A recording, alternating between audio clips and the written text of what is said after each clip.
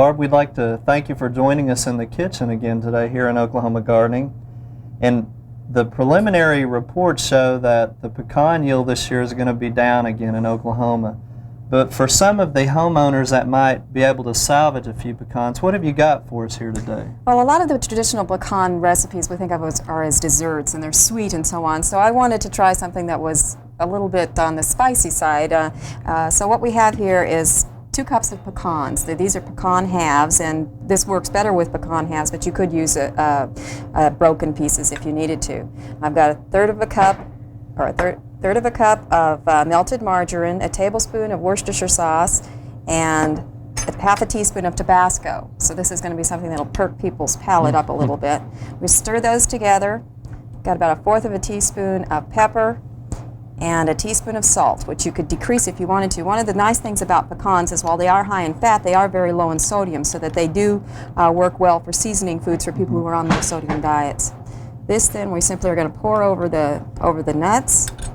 And I'm going to let you stir those together, and then just spread them out on the cookie sheet. Now try to get it fairly well blended so that we don't have one place that has all the Tabasco sauce all over it. And then when you spread them out on the cookie sheet, try and get them so that they're only about one pecan thick rather than all dumped in the middle in a pile, and that way they'll roast better.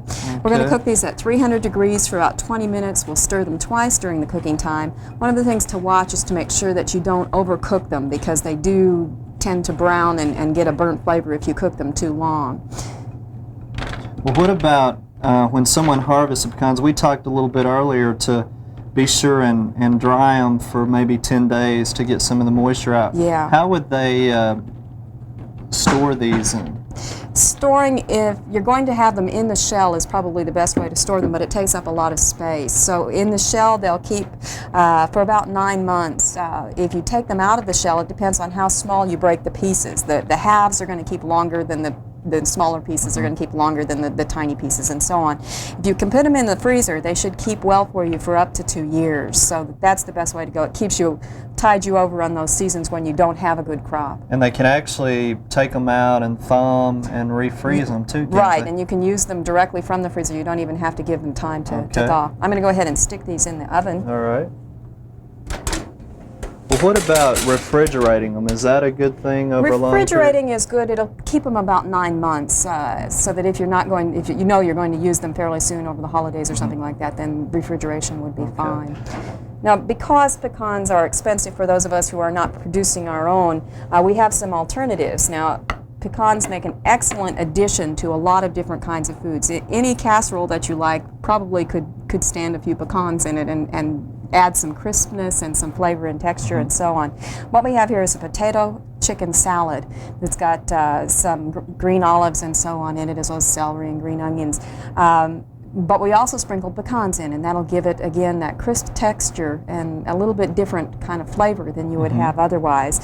Sprinkling it on other vegetables, if you're cooking them plain, is also a nice addition. Because they're high in fat, when you're going to flavor with pecans, you probably don't want to use any other kind of fat as flavoring.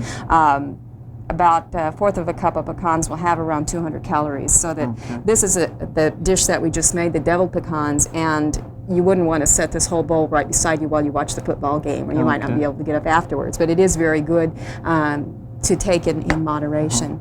Now, are these pecans here, are they just fresh pecans that you've put in there? They were just fresh. They were pecan pieces as opposed to pecan halves. The pieces cost less than do the others. One of the interesting things about pecans is when you buy them, the shelled ones, if they're halves, they're going to cost more because you have to have a better pecan to get a shell out of there, and you're more apt to break it than not. Versus some of the chopped ones. Right. Well, what about the pecan pie? Pecan pie, of course, is a traditional favorite. Thanksgiving time, particular Christmas, and so on.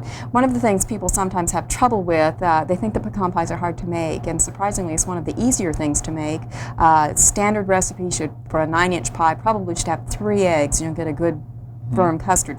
More eggs than that, you're apt to get a curdled custard. If you whip the egg whites and yolks up and get a foam before you add the other ingredients, if you've ever had a pecan pie that was kind of sugary on the top, that's probably the reason for that. Well, Barb, these are some great ideas for us to use. I appreciate the ideas. I think, especially with the cost this year, these would be some good alternatives. Yeah, I hope people will try them. We hope you enjoyed this video. It's part of our OK Gardening Classics YouTube channel. You can also find more recent videos on our Oklahoma Gardening YouTube channel. And join us on social media for great gardening tips, photos, and discussion.